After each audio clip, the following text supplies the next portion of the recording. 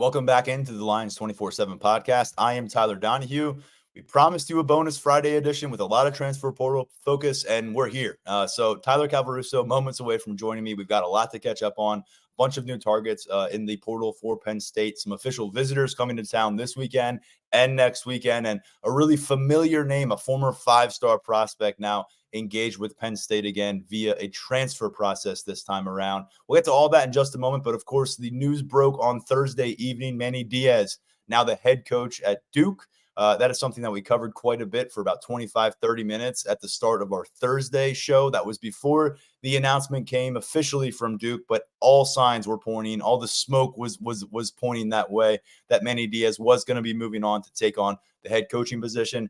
So check out our Thursday episode. Daniel Gallen and I covered a lot of the dynamics involved on Manny Diaz's side of the coin and on Penn State's side of it. And additionally, go over to Lions247.com where we have immediate reaction to the Manny Diaz departure, but also about 12, 13, 14 names put together for a big piece at Lions247.com. Names to know as Penn State now looks for its next defensive coordinator. It's a very talented defensive personnel on this roster. They've got a really talented group of assistant coaches. As we talked about Thursday, Anthony Poindexter stands out as the potential internal promotion if they want to go that route. But obviously, we just saw Penn State make a major splash in going out and getting Andy Kotelnicki, the 24/7 Sports Offensive Coordinator of the Year in 2023. It required some financial efforts. It required a vision from James Franklin, and we'll see what they come up with at defensive coordinator. But turning to the recruiting end of that to start, Tyler Calvaruso, who hops in now with us at the Lions 24/7 podcast. Manny Diaz is a big-time personality. We saw that on the practice field. We saw it in his press conferences. We saw it on game days. I know that often worked its way to the recruiting trail as well, with moms and dads and grandparents and aunts and uncles, and, of course, the prospects themselves. At the same time, guy who's a coordinator, linebackers coach, not from this region, you do wonder how much heavy lifting he had to do on a daily basis from a recruiting standpoint. Can you walk us through what this looks like in that regard with Manny Diaz moving on as the head coach to Duke? Recruits, they commit to schools for a lot of different reasons, right? And one of the most important reasons, or one of the key reasons recruits pick a school is relationships with coaching staffs. But when you think about that, the specific relationships on the staff, those are usually driven by the position coaches. The coordinators come in and they help close at the end. And we've seen that recently with Diaz. In the 2023 cycle, he played a big part in Penn State closing on a pair of linebackers in Tamir Robinson and Tony Rojas. I mean, there was a point in Tamir Robinson's recruitment where it looked like he was going to head to Miami until Diaz kind of stepped in and helped Penn State get that one done. But most of the guys in Penn State, well, I should say all of the guys in Penn State's 2024 recruiting class on the defensive side of the ball, their commitments were really driven by the position coaches. And I think a lot of the 2025 guys are closer to the position coaches than they were to Diaz. So it's a loss, yeah, because Diaz was universally liked by the class. He was universally liked by the current roster. And, those guys will miss having him around and as a presence in their recruitment and in the building, but I don't expect it to tip the scales with any members of the 2024 recruiting class. The one guy I did want to check in on post-Diaz news was John Mitchell, the top 24/7 cornerback commit from Florida, given the fact that his brother Chris recently committed to Notre Dame out of the transfer portal, wide receiver from down Florida International. He was a top target for the Fighting Irish. They closed on him, and there were rumblings that, Notre Dame was going to try and get John Mitchell as well.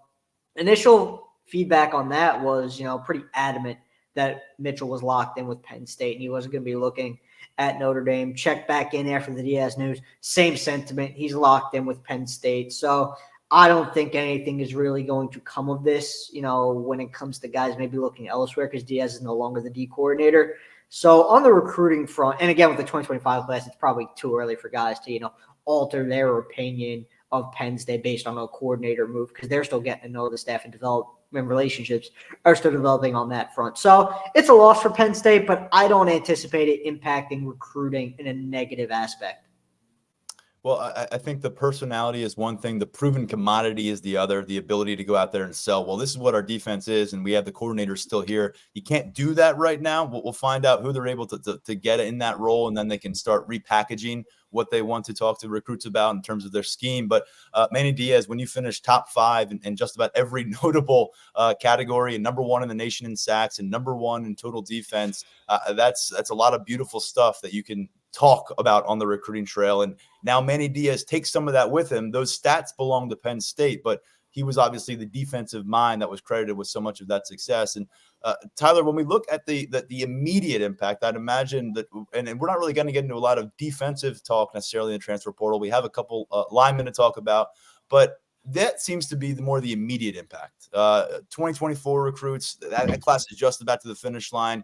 You want to keep things neat and tidy. Maybe you can pick up another piece or two here down the stretch. But with this transfer portal, it moves so fast. Guys are in there, they're out of there. And you're trying to put it together a spring ball roster that you can go out and start building towards a college football playoff appearance next year in 2024. So to me, having the man at the top of that defensive pecking order, whoever it's going to be, whenever we find out who that is, I'd imagine that's going to be very important to a lot of the potential transfer players out there. Yeah, it's kind of like, Penn State's sense of urgency when replacing Mike Yurcich as offensive coordinator. Obviously, the circumstances are different, but, that's a hire that you want to get in place. And, potential defensive targets in the portal, they would like to know who the D coordinator is. It's kind of different for those guys. The perspective is different. The priorities are different. So that's something that needs to be taken into account. I don't think Penn State is going to, rush this hire by any means just for the sake of getting that done. But probably the sooner the better for the reasons we just mentioned. The sooner you have a guy in place, the sooner you can put a face to the face of Penn State's defense, that probably helps you in the portal. And let's face it, James Franklin, when looking for an offensive coordinator, said that was a full-time job, and he already had a full-time job. So you're going to throw another one at him, a defensive coordinator search here, when they're trying to balance the portal and signing day and opt-outs and NIL demands and all the other things that go into this. And, oh, by the way, you're playing number 11 Ole Miss in 3 weeks, so you got to go out there to Peach Bowl stage and be ready to take on that opponent. So a lot going on. That's why he gets paid the big bucks. And Manny Diaz also gets paid the big bucks. And he'll get a second shot as a head coaching job after things didn't work out. Yeah, absolutely well-deserved. And as I said on the podcast yesterday, I put it out there on Twitter as well. From a media perspective, he was as good to deal with as anybody that we've had here on campus. Every single time that we got him, he's absolutely a face of the franchise at the Power 5 level. Will he find more success at Duke? That's to be determined, but I know he's going to absolutely be a superstar this offseason as he tries to drum up support for that program going into 2024. So moving on from Manny Diaz, we also got a bit of news coming out of the roster with Theo Johnson announcing on Friday that he is heading to the NFL in 2024, but he plans to participate in the Peach Bowl against Ole Miss. So that follows more of a trend that, we saw Chop Robinson announce he's not playing in the Peach Bowl and he's not going to be, or he is going to the NFL draft. And so he's done. But Theo Johnson's approach is much more reminiscent of what we saw last year leading up to the Rose Bowl, where a bunch of guys declared their intentions to leave the program at the end of the season, but decided they needed one more matchup with their teammates. And obviously we saw that worked out with a 14-point win in the Rose Bowl, helped set the team up for a lot of momentum going into the offseason. And now Theo Johnson, I think we'll maybe see some more examples of that as things pop up. But this brings your attention to the 2024 tight end room. Theo Johnson is obviously an established playmaker for this team. He has shared the tight end role for the last couple of years because they've had two guys essentially starting every single game. This year, Tyler Warren. Last year, Brendan Strange, an eventual second-round pick, was the other guy out there with him predominantly.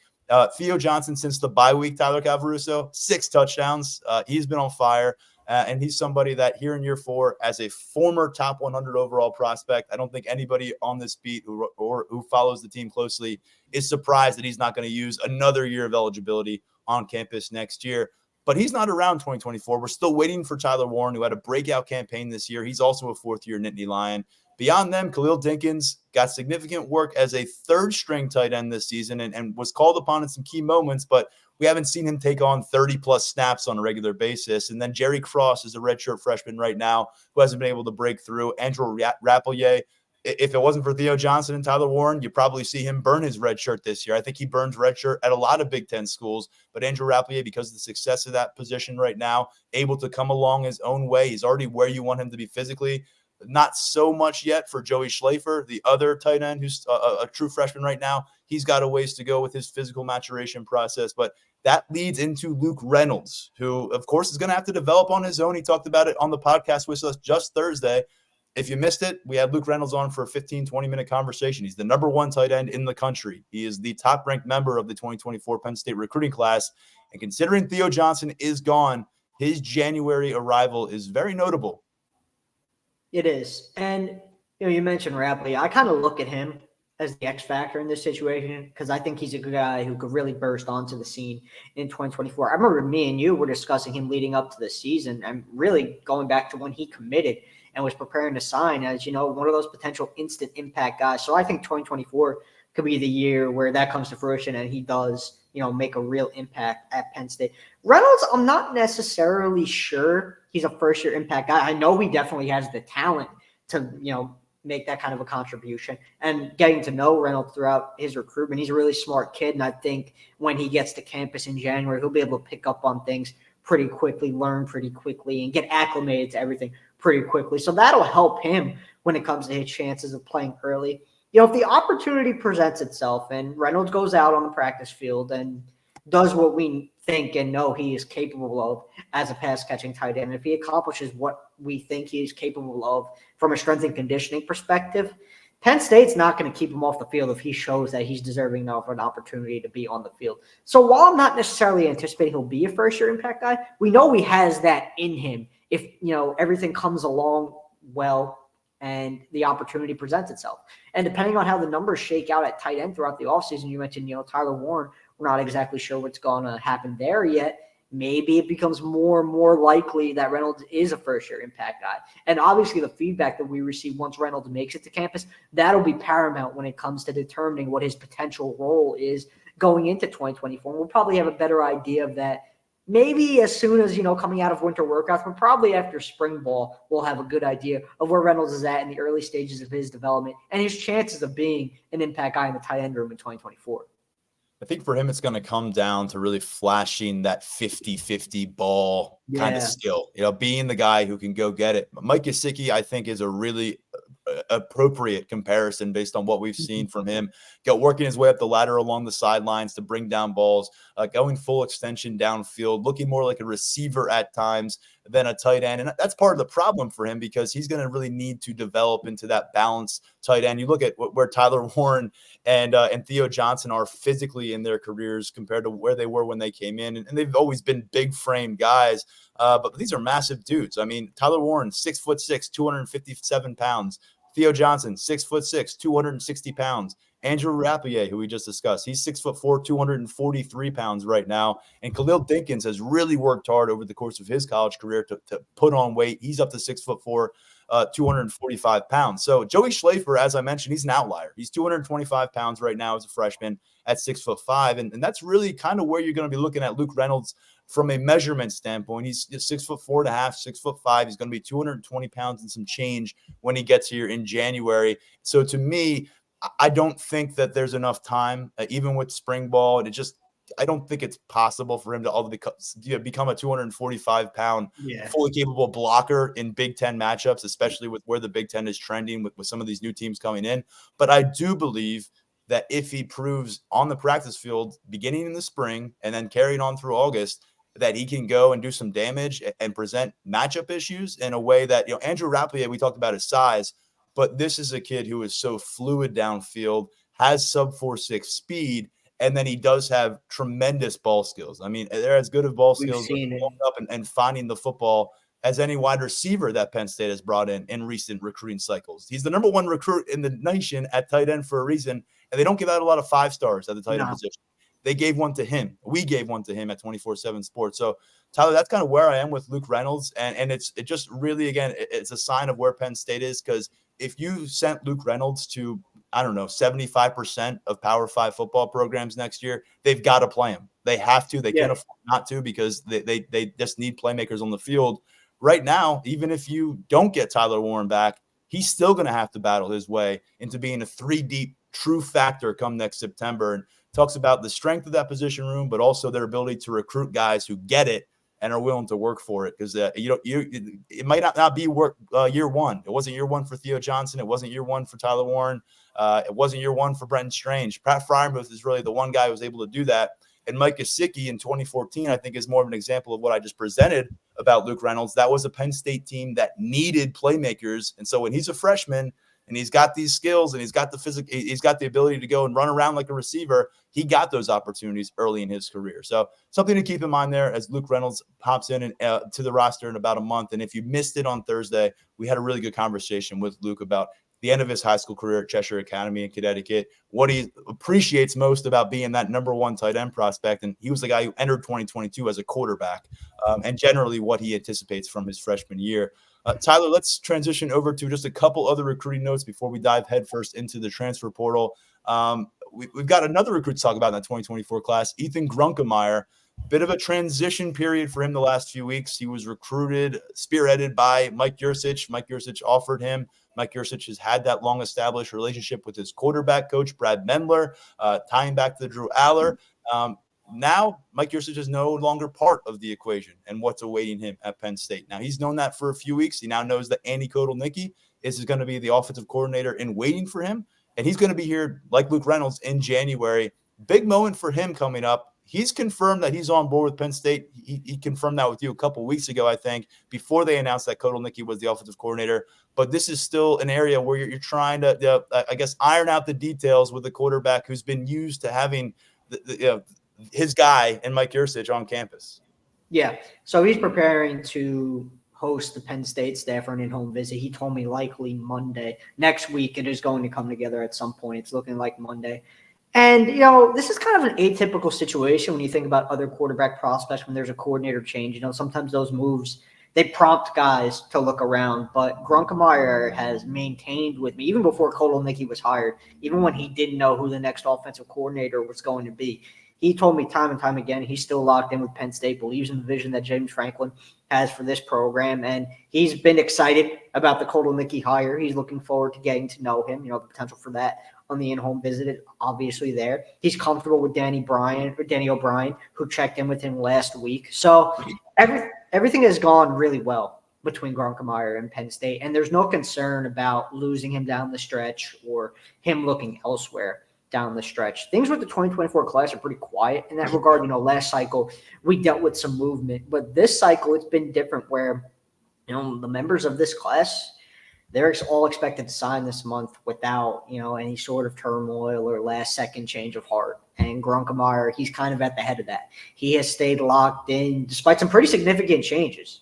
When we're talking about a quarterback who loses his coordinator in November, a coordinator he was very close with, nonetheless, given Mike Yurchich's ties in Ohio and with Brad Mandler, sometimes that it tips the scale and it moves the needle for a guy like that. But with Grunkemeyer, it just hasn't. And he's told me he's looking forward to this in-home visit. So everything's going really well here. And, we're kind of down the stretch with him. He'll be putting pen to paper with the rest of the class later this month.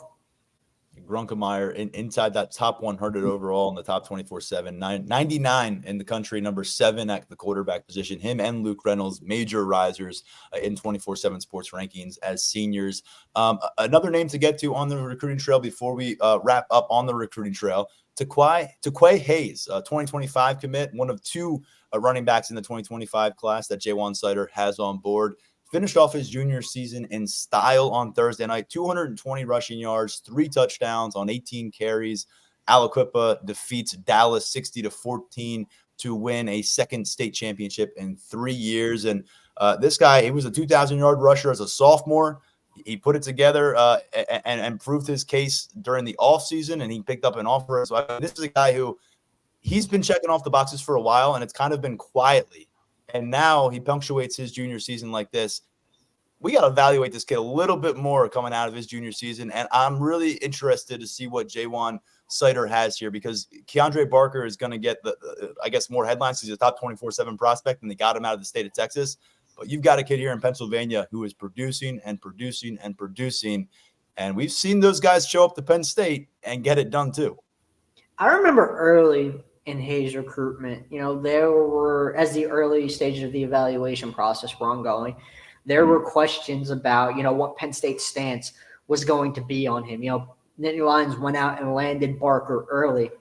And that was a really big get for them for a couple of reasons. Obviously, Barker being a talented prospect, but going out and getting a high-quality back so early in the 2025 cycle, it kind of positioned Penn State to take some big swings at the position, go after some additional elite guys in the class to pair with Barker. But when it really came down to it, as Hayes continued to improve his athletic profile and he got a lot stronger and faster in the offseason going from sophomore year to junior year, you saw the production on the field. He's got the tight-knit relationship with Terry Smith. Everything just came together to the point where Penn State was comfortable watching Hayes' film and say, hey, look, he could be a guy for us. He could be a contributor in this running back room. And the big thing with Tyke Hayes that people always mention to me is, man, this kid's really, really tough. Runs tough, fights through contact, doesn't go down easily. And you saw all of this throughout his junior season. And I think you're going to see it on another level as a senior, to be quite honest with you, because he's going to attack this offseason the same way that he attacked his offseason, leading up to his junior year. He's going to look to continue getting better. And, maybe by time his senior year, as it plays out, as it continues to wrap up his high school career, I think he might be a candidate to rise in the rankings. His development, it's been very interesting. I think he's come a long way. He's always been a really good player, no doubt about that, but he's really come a long way in his development. He's a high-quality back, and I think Penn State is really, really excited to get him to town when that time comes. And so they've got 2 running backs in that 2025 class. Before you get to that group, you've got 2 in the 2024 class, led by Quinton Martin, also including Corey Smith out of Wisconsin, who's a 4-star. But Martin's a guy who's been on that Penn State radar and been on the national radar for a long time. He's also going to get an opportunity to play in a state championship game this weekend, finish off his career as a state title winner with Bell Vernon here in Pennsylvania. And Tyler Calvaruso has a full rundown at Lions247.com of the Penn State targets and commits across Pennsylvania who are involved in some of these state championship games taking place between last night, Thursday, when you saw Hayes run wild in a victory, all the way through Saturday afternoon and into the evening. So good stuff there, Tyler. And let's jump into the transfer portal now that we've worked our way through some of the other notes and happenings. And let's begin with the official visits, because I'm not sure people don't necessarily associate official visits with the transfer cycle. They think of it with the recruits. They do exist. They kind of reappear all of a sudden out of thin air for these players years after their recruiting process. They can all of a sudden make official visits again. And a couple players here are going to make theirs to Penn State, a Division II player and a Power 5 player. Let's start with more the underdog story here. Offensive tackle Alan Herron out of Division II Shorter University in Georgia. He's got a few Power 5 suitors in play. He already visited one of them. Talk us through where Alan Herron is in his transfer process from the Division II level and how Penn State is playing a role. Oftentimes we see FCS guys, they hit the portal after highly productive FCS careers and they pick up double-digit Power 5 offers. Herron's done that from the Division II ranks. So I think that speaks to the general consensus on his level of talent, his skill set, and his ceiling, because he might not be a plug-and-play guy right off the bat, especially when it comes to the Power 5 level, because going from D2 to Division I, that's a big jump in itself. You go from D2 to Big Ten, SEC, ACC, that's huge. And that takes a period of adjustment. So I think that's being taken into account by every program involved with Herron.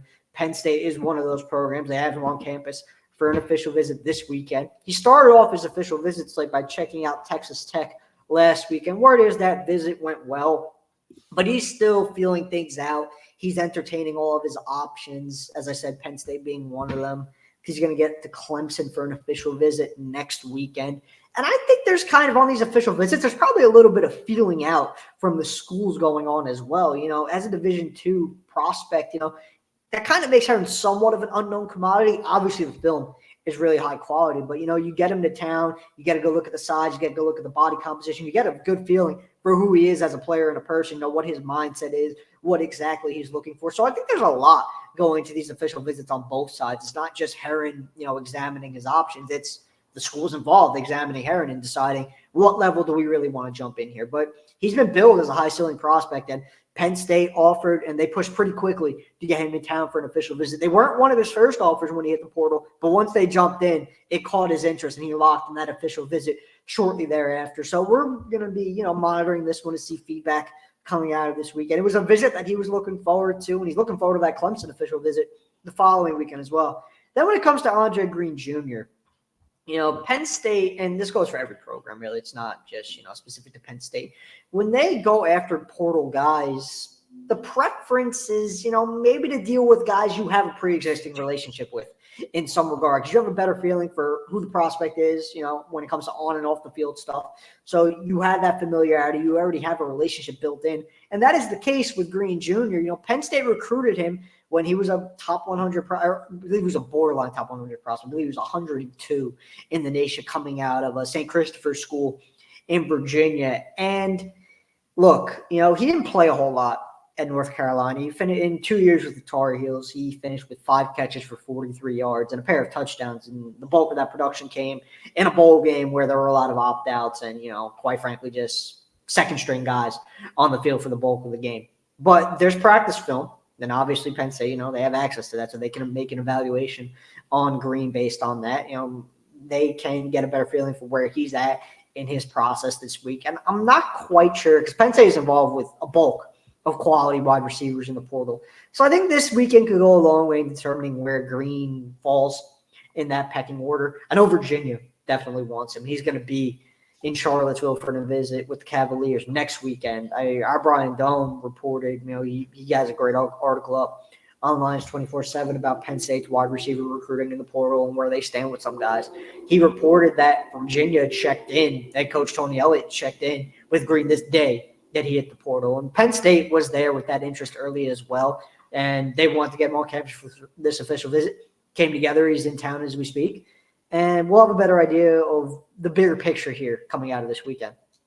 6'2", 200 pounds is Green. And going back to his recruitment process out of high school at St. Christopher's, as you mentioned, in Richmond, he was the number 2 player in the state of Virginia. He was a wide receiver.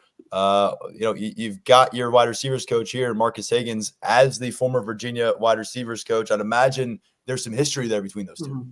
Yeah, those two are familiar from what we've gathered. And this weekend is also about, continuing to build that relationship, because Virginia, it wasn't on the same level as some of the other programs in Green's recruitment coming out of high school. Cavs received a bunch of consideration for sure as an in-state option, but, it kind of bowed out of that one earlier than most. So Higgins Green, they have that relationship already, but they're working to build it this weekend. Just going back to the offensive tackle position, because Alan Herron, we've had this conversation before, because Herron's name came up pretty early in this process. He was able to enter earlier as a Division II player. The fact that this team could be losing both starting tackles, we know that Olu Fashanu is moving forward, and he's going to be probably the top tackle off the board in the NFL draft. The other one that is a little bit murkier right now is Caden Wallace, who has the COVID eligibility for next year should he choose to use it. Is coming off certainly his career year, took a major step forward as a 5th-year player, as a 4th-year starter at right tackle. And then beyond those guys, you got Drew Shilton, who you feel good about. He's going to be a junior next year. Does he go at left? Does he go on the right? He has experience on both. And then Javen Williams, Chimdi Ono are those freshmen that you're kind of working in the wings behind the season this year. Javen Williams, a 5-star prospect. Chimdi Ono, a major late riser in the 2023 cycle. Again, it's just the competition feels like it's needed there. Is Penn State exploring some Power 5 possibilities at offensive tackle that are legitimate to this point? I know we got the D2 locked in as an official visitor, so that's clearly at the top of the table here when we're going to talk about the offensive tackle position. But elsewhere, a name like Chase Pistonis out of Texas A&M, North Jersey kid from Don Bosco, that's interesting. Where do we think that Penn State is kind of aiming here at the tackle position? Because they may be in need of a starter caliber guy right off the bat, and not to shortchange Herron, but that might be a lot to ask for in a guy making the jump from Division II to Big Ten.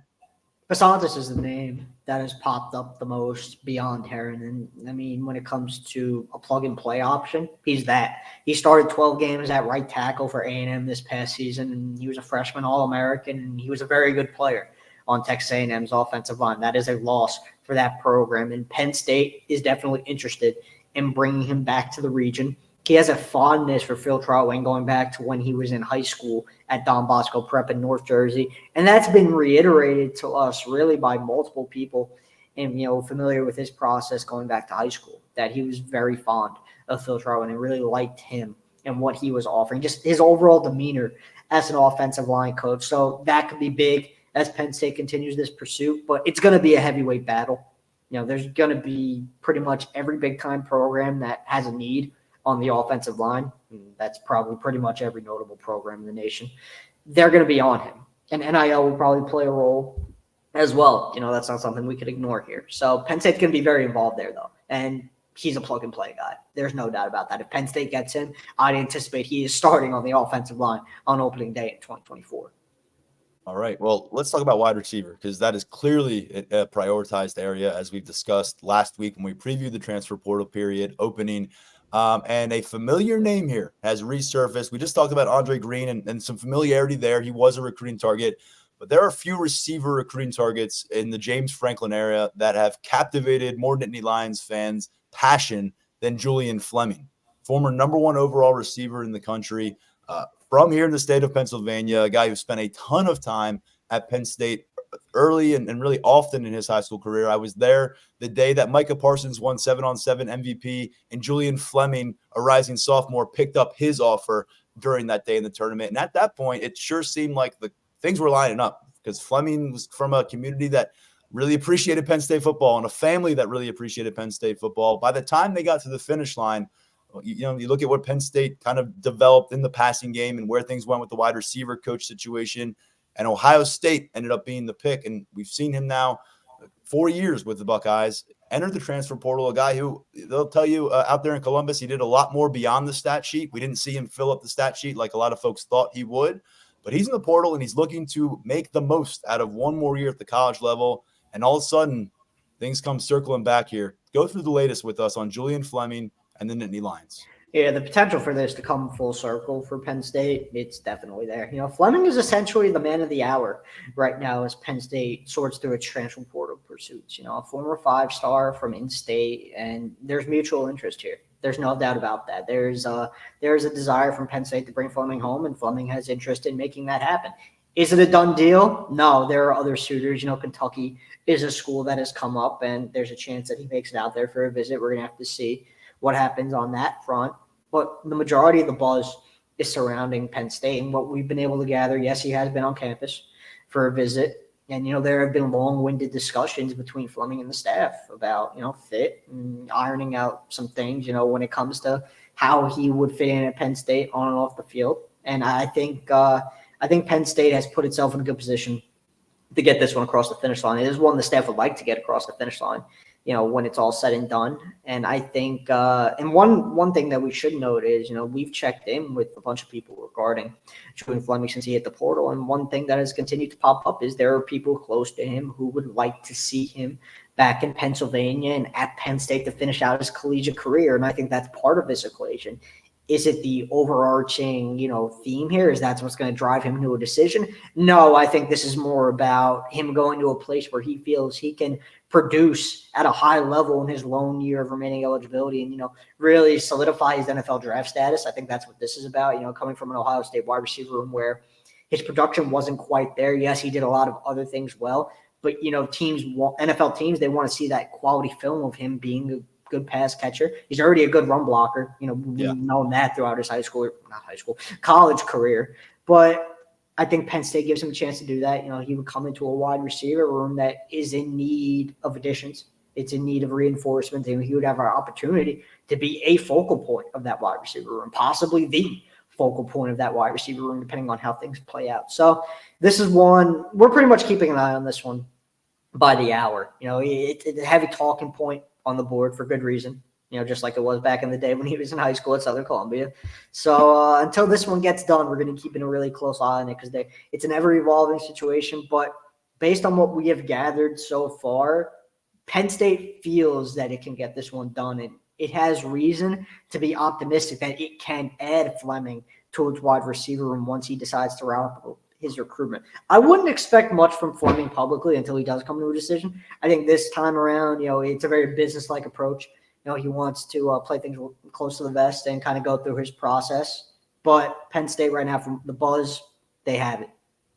Yeah, he was a sensation at Southern Columbia, of course, in high school, working his way up to that #1 wide receiver billing from 24/7 Sports. He was the #4 overall recruit in that class of 2020. And and now he's the number 4 overall wide receiver and the number 20 overall transfer per 24/7 Sports Assessment. And by the way, our 24/7 Sports team is all over the transfer portal. If you haven't been following ratings, rankings, and a lot of context and feedback from our national team up at 247sports.com. But when it comes to Fleming, at Ohio State, 79 career catches, 963 career yards, and 7 touchdowns. Big bulk of that work came in 2022. He had 34 catches for 533 yards and 6 touchdowns. That's a 15.7 per clip catch rate in 2022. But in 2023, 26 catches, 270 yards, no scores. And I think with Fleming, I mean, he just spent the last 4 years, and I think what most people would consider right now to be the most perennially deep wide receiver room in terms of All-American candidates, in terms of game-changing players, in terms of future first-round NFL draft picks. They had a Heisman Trophy contender in that room leading the way this year. We saw that firsthand against Penn State. And now to think about Julian Fleming coming to this campus and this specific wide receiver room, where even if Keandre Lambert-Smith were to come back for a 5th year, which he is able to do with COVID eligibility, he might be kind of the alpha guy if depending on what else they do in the transfer portal. It's just really interesting to see what could happen here. If we see a bit of a reunion of sorts from 5-6 years ago, when we felt like Julian Fleming was ultimately going to end up a Nittany Lion. If he did, and it happens after a 4-year Ohio State career, no one saw that coming, but we will all keep tabs on it. And where else is Penn State at wide receiver? They got a couple offers out to the 2023 Indiana roster, which obviously that's going to perk yours up.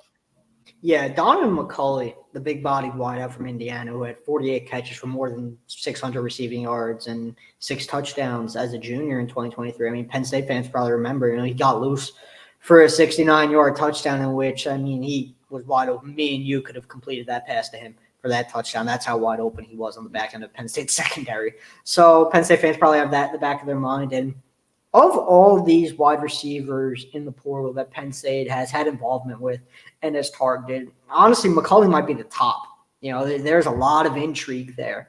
He's at Kentucky for a visit this weekend, and that's an intriguing situation. But Michigan is the program that has come up a lot in conversation. He did an interview with us over at 24/7, after Michigan offered, where he gushed over the offer and, went on record and said it was a big opportunity for him and a school that he wanted to visit. And behind the scenes, we've heard a lot of Michigan buzz since then. So I think the Wolverines are probably the biggest threat to the field right now. But Penn State is pushing hard to get Donovan McCulley to campus. They're pushing hard to get Jamori Macklin to campus as well. We touched on him really as soon as the portal opened. I believe he was one of our initial guys that we talked about. 1,000-yard wideout from North Texas has picked up a ton of interest since hitting the portal.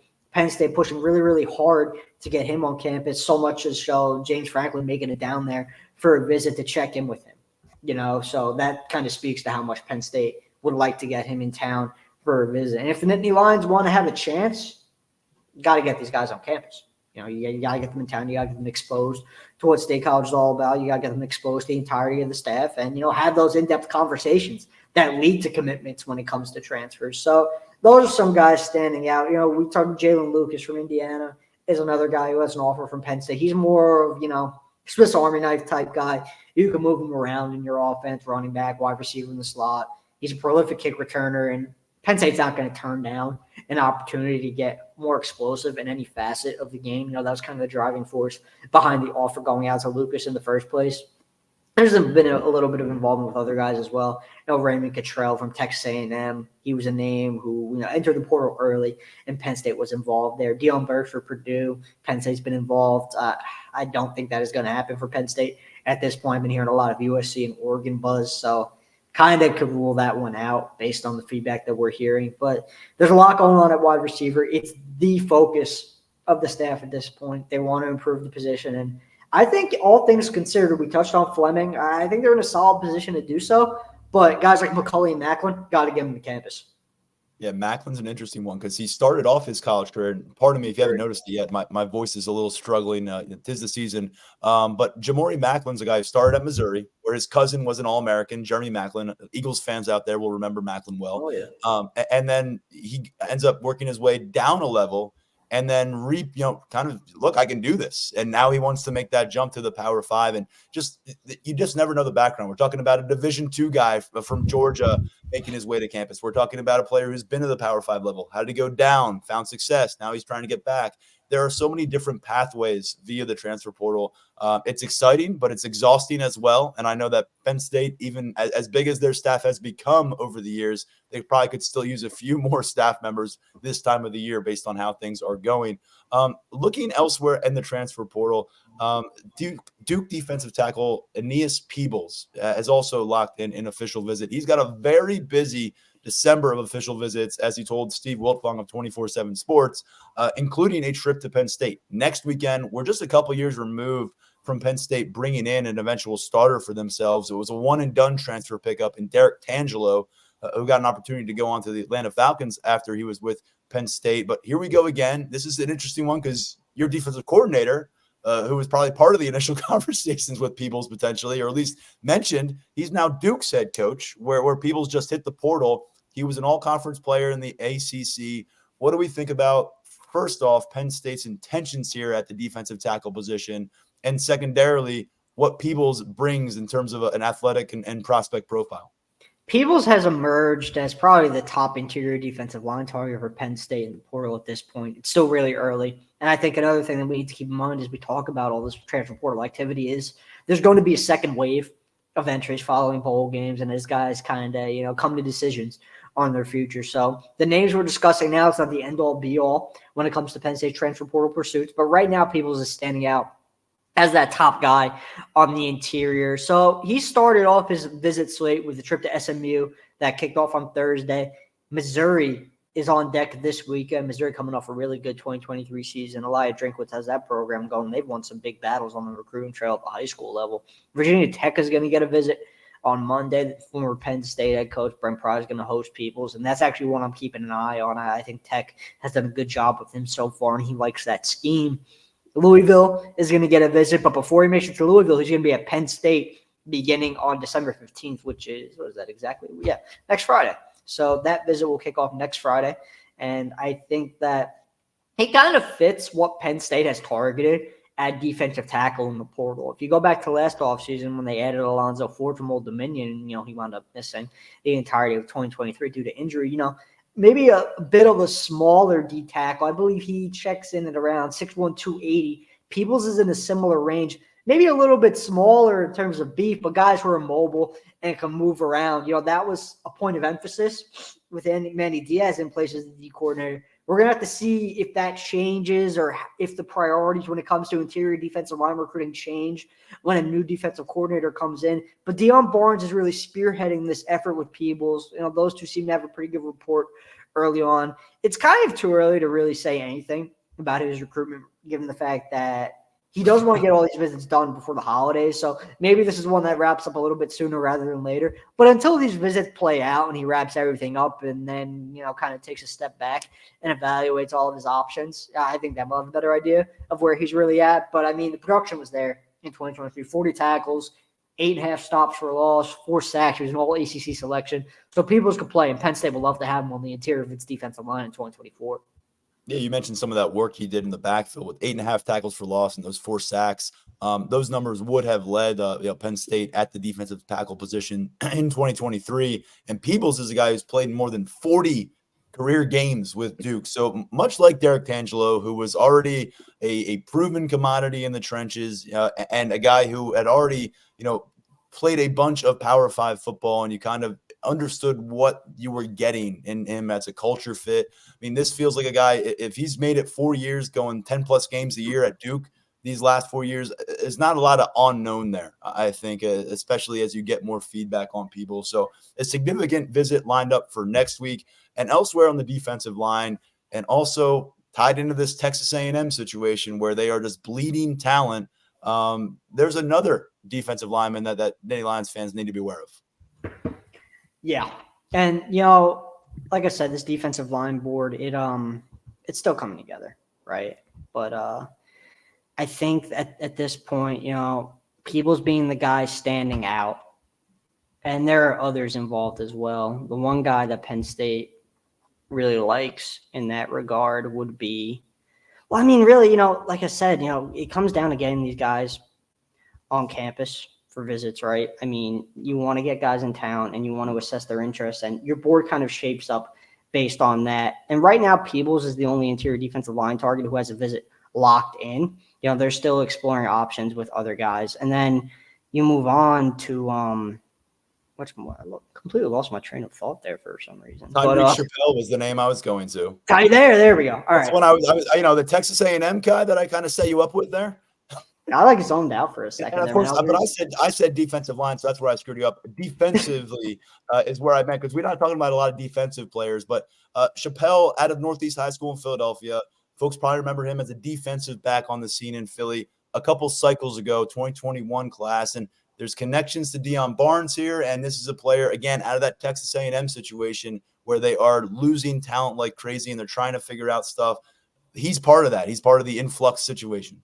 No, to be completely honest, man, when you were setting me up, I was reading actually a text from a source about Fleming. We had a new update on that, but positive update for Penn State. Just, kind of reassessing that, the Nittany Lions are in a good spot with him moving forward. So there's another live update for our listeners. But when it comes to Tyreek Chappelle, we touched on it earlier where Penn State kind of prefers to go after guys they know already, have some relationships in place. There are definitely relationships in place with Tyreek Chappelle going back to his time at Northeast High in Philly. Deion Barnes was on the staff at Northeast when Chappelle was a high school prospect being heavily recruited by programs across the nation. Penn State was one of those programs. Terry Smith offered him when he was at Northeast, and those two have a relationship. So you couple the relationship between Smith and Chappelle and Barnes, this is a situation we're monitoring. As far as we know, no offer has gone out yet. So it's kind of one of those things where you're waiting to see where Penn State decides to go at cornerback. As far as we know right now, there haven't been any offers issued to portal cornerbacks. As far as we know, sometimes things get played close to the vest or things don't filter through. But Penn State has been involved with multiple cornerbacks, and he's one of them. There's no offer yet, but it's one we're watching very closely, given the pre-existing relationships and the previous ties. And cornerback might be a little bit further down on the priority list compared to other positions right now, but it's something Penn State is continuing to explore because, anytime you could add veteran depth, as we've talked about throughout the offseason, it's something that the staff would like to do. And we've seen Terry Smith go out and do it in the portal last offseason. He's looking to do so again. But he's a guy that we're keeping a really close eye on right now. We'll see if an offer goes out, and we'll see if he makes it to campus for a visit. But again, that pre-existing relationship, well, I should say multiple pre-existing relationships with the Penn State staff, that could be big here when it's all said and done. Chappelle back in 2021 was a SEC all-freshman pick by the coaches. He's played more than 30 games at Texas A&M in the last 3 years. And this is an area of the field for Penn State that we're monitoring closely in the weeks to come. We know Johnny Dixon has reached the end of his college career, but Kalen King, did he convert on that first-round buzz the way he wanted to this year? What's he hearing back from NFL decision makers right now in that process, and how's that playing in? You haven't heard from Kalen King on his decision. Daquan Hardy's another player who you're always going to be able to hold the size against him at any level of football, but he's now done it as a punt returner. You're seeing him getting some All-American consideration now as a punt returner for what he did in a half season's work. We know he's a proven commodity as a slot coverage guy.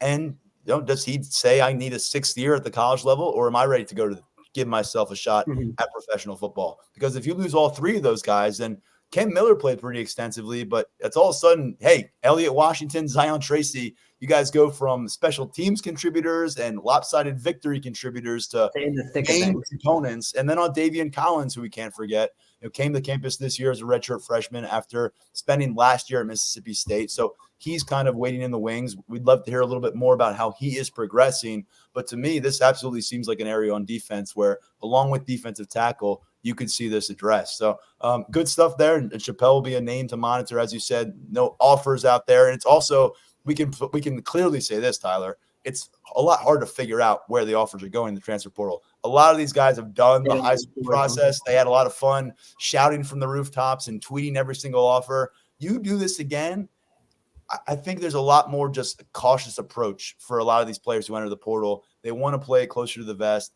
They don't want to set themselves up for disappointment. And they also know what to read through, I think, a little bit more with the gray area and not confuse a non-offer for an offer. Yeah. Yeah. This isn't high school recruiting where, the moment guys get an offer, they're jumping on social media to report the offer.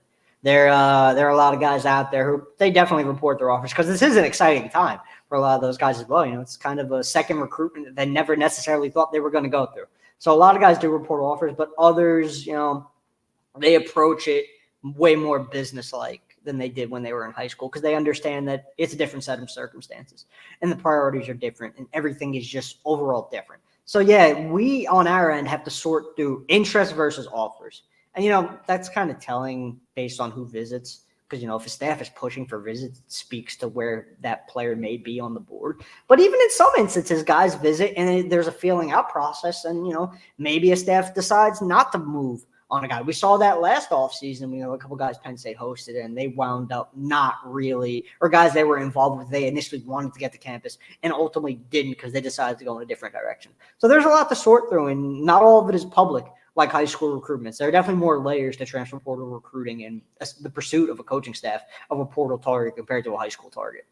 You can peel back some of those layers of the transfer portal process over at lions247.com right now. Tyler Calvaruso with a ton of updates on a daily basis. We've got Brian Doan contributing mightily as usual. As you referenced earlier, Tyler, Brian has a piece on Penn State's transfer efforts at the receiver position. And all the while, you still got a couple dozen high school seniors. You're just inching toward that signing period, which is now just 2 weeks away, believe it or not, as that just ahead of the Peach Bowl and in the midst of all this transfer portal stuff. And of course, now we've got a defensive coordinator search going on. So it's a good time to go to lions247.com. There's a lot of new stuff happening, and there will be in the days to come. So 30% off an annual subscription right now, $1 for 1 month. And if this isn't the month to take a peek at what we do, I'll tell you what, December is the time to take a look. Anything else that we should have on our radar in the transfer portal? Not necessarily specific names, but trends, positional focused, whether it's even special teams.